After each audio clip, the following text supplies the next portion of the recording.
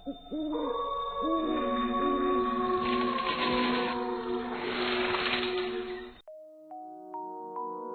गहरी नींद में सो रहा था कि अचानक एक चीख से उसकी आंख खुल गई। वह भागता हुआ उस ओर पहुंचा जहां से चीखने की आवाज आई थी। उसने देखा एक लड़का जमीन पर तड़प रहा था। उसकी गर्दन से खून बह रहा था। उसका हाथ गायब था। अचानक आर्यन की निगाह बगल में खड़ी हुई एक परछाई पर पड़ी जो उस लड़के का हाथ खा रही थी। आर्यन ने चिल्लाकर कहा, कौन है वहां पर? क्या तुम मुझे नहीं जानते मेरे आर्यन? यह सुनते ही आर्यन की आंखों के सामने अंधेरा छा गया। 1 महीने पहले आर्यन नैनीताल का रहने वाला था। उसकी उम्र इस वक्त 35 साल के करीब थी। वह एक बिजनेसमैन था। आर्यन की अभी शादी नहीं हुई थी। आर्यन के परिवार में उसकी मां सुमन थी। उसके पिताजी कुछ दिनों पहले ही चल बसे थे। बेटा, मैं अब बूढ़ी हो चुकी हूँ। मेरी कमर अब दर्द करने लगी है। तू शादी क्यों नहीं कर लेता? फिलहाल मैं ऑफिस जा रहा हूँ। मुझे लौटने में थोड़ी देर हो जाएगी। मेरे दोस्त शिवम की बर्थडे पार्टी है। इतना कहकर आर्यन अपनी मोटरसाइकिल स्टार्ट करके वहां से निकल गया। ऑफिस के काम से फ्री होकर आर्यन अपने दोस्त की बर्थडे पार्टी अटेंड की। पार्टी में बहुत धमाल हुआ।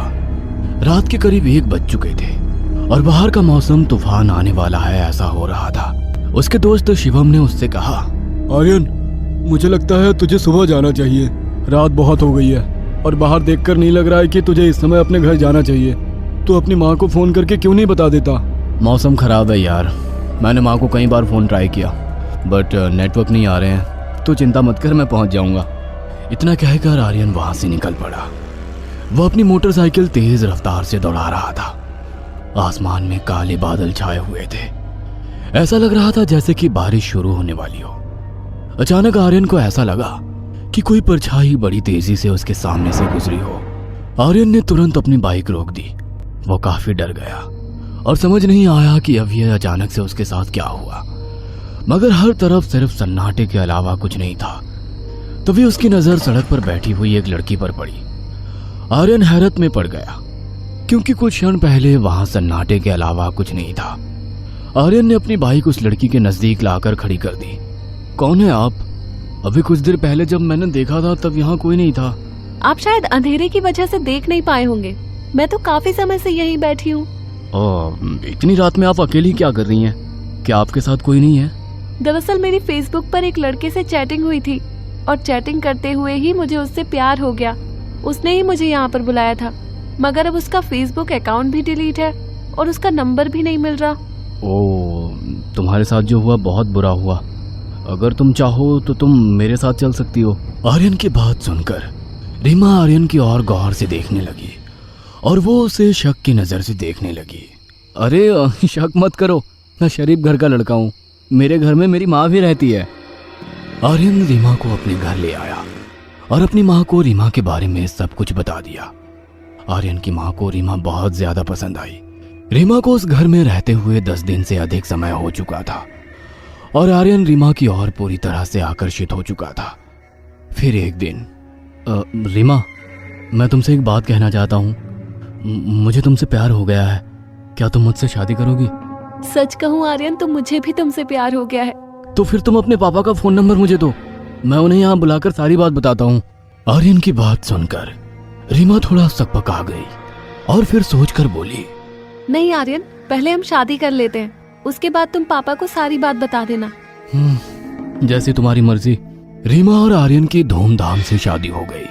शादी के कुछ दिन तक तो सब सही चलता रहा, मगर आर्यन ने एक बात नोट की कि कभी कभी आधी रात के बाद रीमा अचानक गायब हो जाती थी और उसे ढूंढने से नहीं मिलती थी।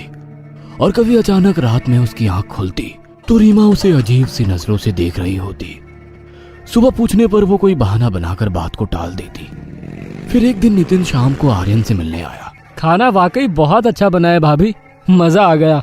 अब मैं चलता हूँ, रात बहुत हो गई है। जी शुक्रिया। क्या बात है भाई, भाभी की बहुत तारीफें की जा रही हैं।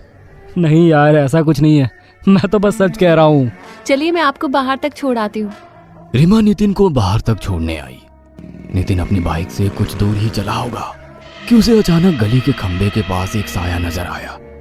और तभी अचानक से नितिन की बाइक का टायर वहीं खड़े खड़े अपने आप ही पंचर हो गया और बाइक की लाइट भी अपने आप ही बंद हो गई। चारों तरफ सन्नाटा था। वो साया नितिन के करीब आने लगा। पता नहीं क्यों जैसे जैसे वो साया नितिन के करीब आ रहा था, नितिन के दिल की धड़कनें बढ़ती जा रही थी। उसका पूरा बदन पसीने से भीग रहा था।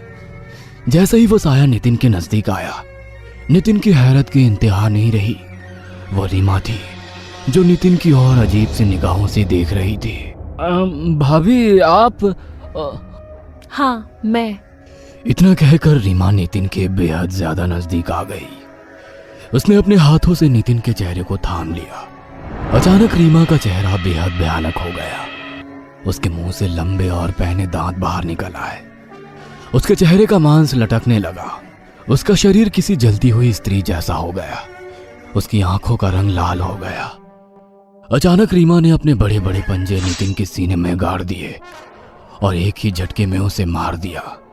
पर मरने से पहले नितिन की दिल दहला देने वाली चीख पूरे इलाके में गूंज उठी। दूसरे दिन नितिन की अधखाई लाश उसी खंबे के पास मिली। आर्यन ने जब उसे उस अवस्था में देखा तो उसे काफी अफसोस हुआ। धीरे धीरे करके आर्यन के घर के आसपास के पड़ोसी गायब होना शुरू हो गए और रहस्यमयी तरह से उन सभी लोगों की मौतें होने लगी। रीमा का अचानक रात में गायब हो जाना रीमा को शक के घेरे में डाल रहा था। एक दिन, रीमा, मैं तुमसे बहुत दिनों से एक बात कहना चाह रहा हूँ। क्या बात है आर्यन? तुम कुछ परेशान से दिख रहे हो।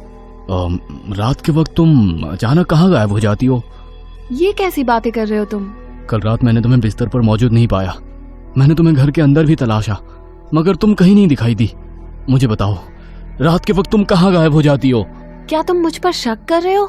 मैं तुम पर शक नहीं कर रहा, बस तुमसे पूछ रहा हूँ। मेरी बात का जवाब दो। आर्यन की बात पर सीमा का गुस्सा झलकने लगा। आर्यन ने देखा उसकी आंखों का रंग बदलने लगा था और उसका चेहरा क्रोध से अजीब सा हो गया था। आर्यन को ऐसा लगने लगा था कि उसके सामने उसकी पत्नी किसी चुड़ैल में बदल रही है। उसका चेहरा देखकर आर्यन अंदर ही अंदर कांप गया, मगर उसने अपना डर सीमा के सामने जाहिर नहीं किया। आइंदा मुझसे ऊंची आवाज में बात करने की हिम्मत मत करना। इतना कहकर रीमा वहां से चली गई।